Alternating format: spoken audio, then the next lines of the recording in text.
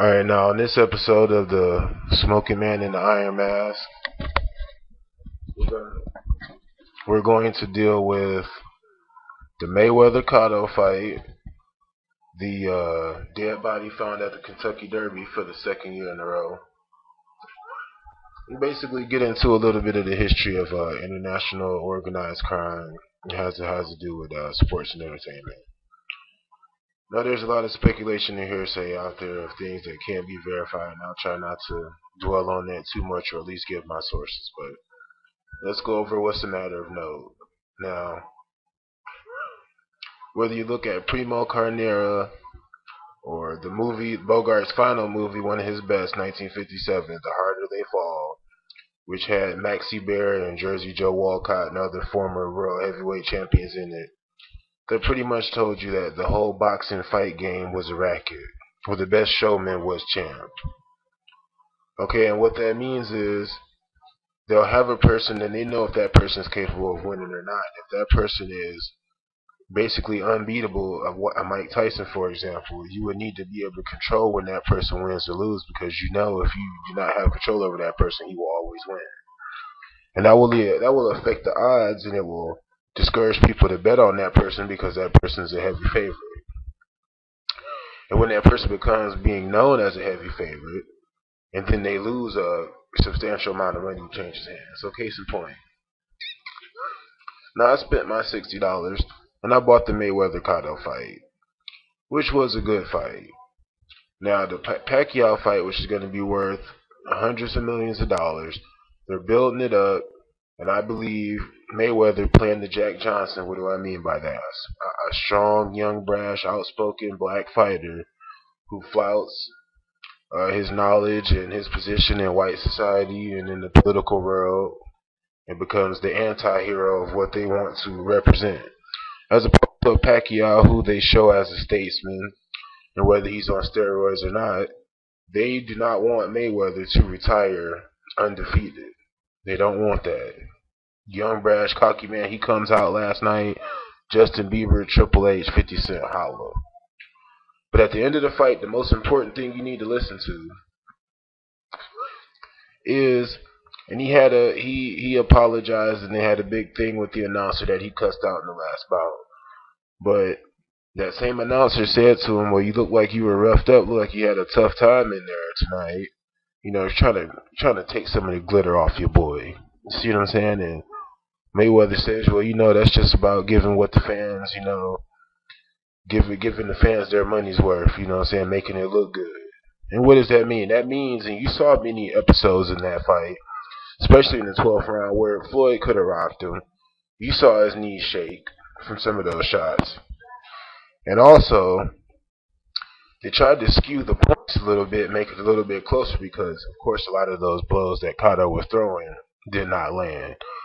But if you look at the Phantom Punch of Ali, or if you look at the first Schmeling Lewis fight, and if you look at the organized crime connections in, Kentucky, in the Covington area, going back to the 20s, doing moonshine and horse racing, and even if you get into the modern day horse racing, this is a story that really made me laugh. Now, here's a horse hero. Now, last year at the Kentucky Derby, a jockey was just found dead in a car the day after the Derby, and it was contributed to that he accidentally OD'd. Okay, isolated incident, fine. This year, you have a Kentucky Derby employee, after they said all the workers were accounted for in the first news stories. Now they tell you that a Kentucky Derby employee was found dead in the stable of the horse that won. And it appears to be a Latino, and he was found dead, and now they're saying they're ruling it as a homicide. Seems to be some kind of assault or something took place. Okay. Now, you also had the story of Junior Seau this week, supposedly taking his life. Steve McNair supposedly being shot by his girlfriend. Michael Jordan's father ends up dead. He retires and then comes back after trying to play baseball. Magic Johnson contracts AIDS mysteriously, forced to leave. LeBron James gets 6 points in a game in the finals. They lose last year to the Mavericks. Okay, all these things that you see. Charles Barkley goes to jail because he has a debt to a casino. Now he's an announcer. Same thing with Antoine Walker, goes to jail over a debt to a casino. The Super Bowl Patriots, don't get me started. But the point is that the mafia always retain a controlling interest in all sports, entertainment, and gambling by right.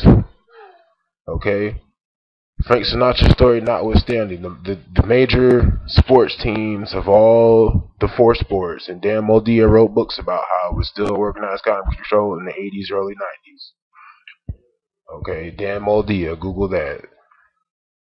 What you have is you had Chicago, New York, New Jersey, Detroit.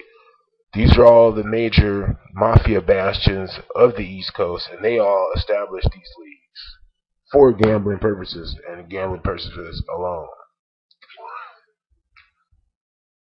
So, there you have that.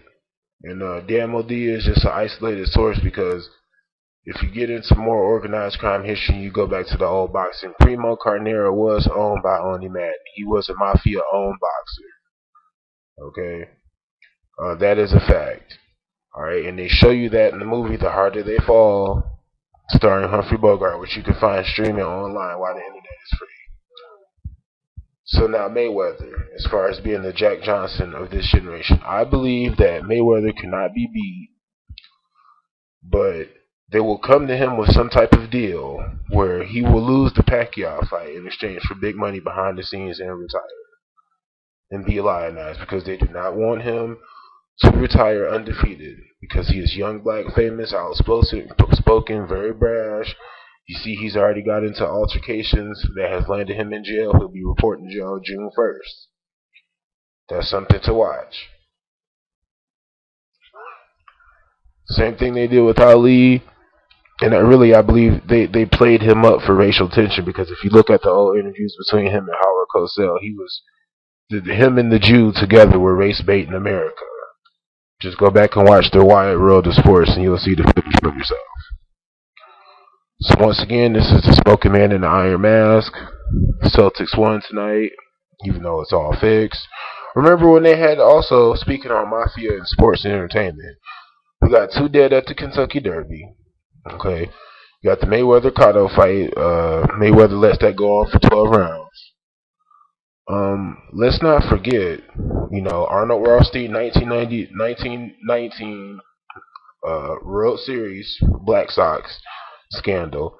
Okay, that was proven to be fixed. That was depicted in the Boardwalk Empire series.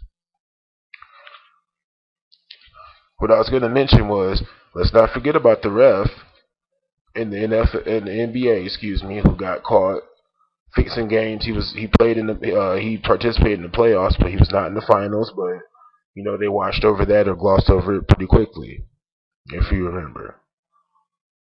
There are many things that goes on behind the scenes. At the end of the day, these industries are mafia controlled and owned, and the outcome must be known to those in power, to those on top. Because the casino, the house can't lose. Okay, you can lose. That's the whole point. That's why they call it Las Wages or Las Vegas. That's what you go there for. That's why the meals are so cheap. That's why the rooms are so cheap. That's why they blow the casinos up, just like they did the 9/11 towers, demolition style, every 5 to 10 years, because they're making that much money. Where I'm from in Detroit, they've got 3. They're talking about having a total of 8. So this is big money. This is a sucker's game. And you better believe, just like politics, everything else is fixed. But for entertainment purposes, and if you read the back of a ticket, because I've been to many sports events, Lions, Red Wings, Tigers, Pistons. If you read the back of the ticket, it tells you for entertainment purposes only. So these gladiatorial games that they give us for betting circuses while the economy and the depression is setting in, while civil unrest is heating up, don't forget that, as King Solomon said, all is vanity. Smoke a man in an iron mask.